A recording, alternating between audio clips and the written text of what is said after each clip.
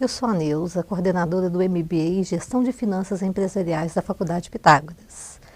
Hoje eu estou aqui para falar de um tema em finanças muito utilizado no mercado financeiro. Você já ouviu falar de EBITDA? Você sabe o que é EBITDA? Você sabe qual é o EBITDA da sua empresa? Bem, se você trabalha numa empresa de capital aberto, eu tenho certeza que você já ouviu falar do EBITDA.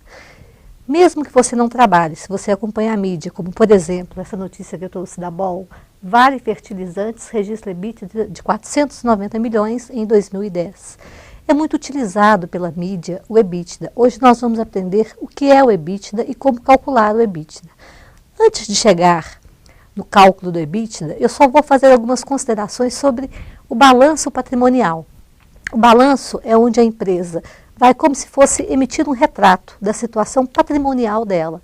E existem dois lados no balanço, passivos e ativos. O que são passivos? Os passivos é onde a empresa pegou o capital, quer seja com sócios ou com terceiros.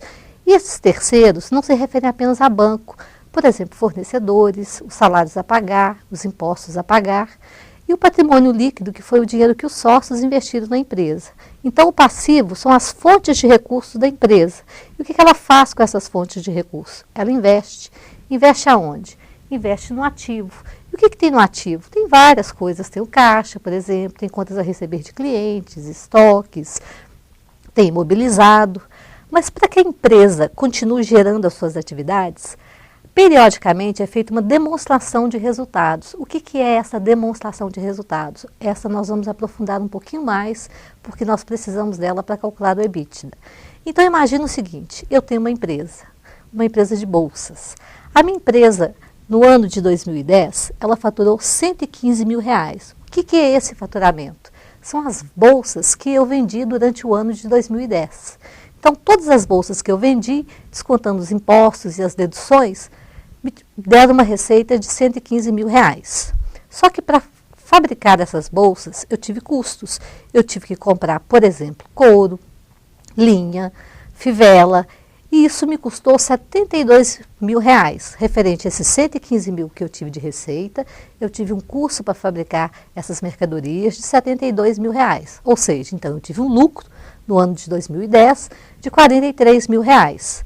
Mas para que eu pudesse fabricar essas bolsas, eu tive outras despesas, porque se eu só fabricasse, não resolveria nada. Eu precisei vender, eu precisei de um administrativo, eu precisei de um contador, eu precisei de aluguel, entre outras despesas. Isso significa despesas operacionais, e esse custo foi 24 mil reais. Então, olha aqui, eu tinha 43 mil de lucro, mas aí eu tenho que levar em consideração as despesas que eu tive operacionais, que são as despesas de venda, as despesas administrativas. Depreciação e amortização. Eu vou explicar para vocês como a depreciação funciona, de uma forma bem simplificada. Imagina o seguinte, eu comprei 2 veículos para a minha empresa. Esses veículos custaram 100 mil reais, ok? Eu comprei ele no início do ano. E acontece o seguinte, eu estou usando esses veículos, então eles estão perdendo valor. E esse perdendo valor é toda uma regra contábil que existe com relação a isso. Existem tabelas, no caso de veículos, é 20% a cada ano. Então, 5 mil reais foi a perda do valor que eu tive com os veículos que eu utilizo para vender minhas bolsas, entregar minhas bolsas. Eu fiz algumas aplicações financeiras, um dinheiro que sobrou no caixa, às vezes recebi um saldo de 200 reais. Quer dizer, as aplicações que eu fiz durante o ano de 2010 me renderam 200 reais. Mas, infelizmente, para que a minha empresa pudesse funcionar, eu também tive que pegar dinheiro emprestado. Infelizmente, por quê? Porque agora eu tenho que pagar os juros. Qual foi o valor desses juros? 4 mil reais. Então, o lucro que a minha empresa teve antes dos tributos, antes de eu descontar o imposto sobre a renda, foi de 10.200 reais.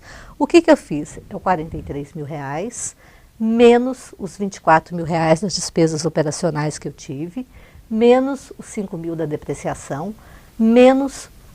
mais os 200 reais, que foi a receita que eu tive com as aplicações financeiras, menos os 4 mil reais, que foram juros que eu paguei pelo dinheiro que eu usei de terceiros.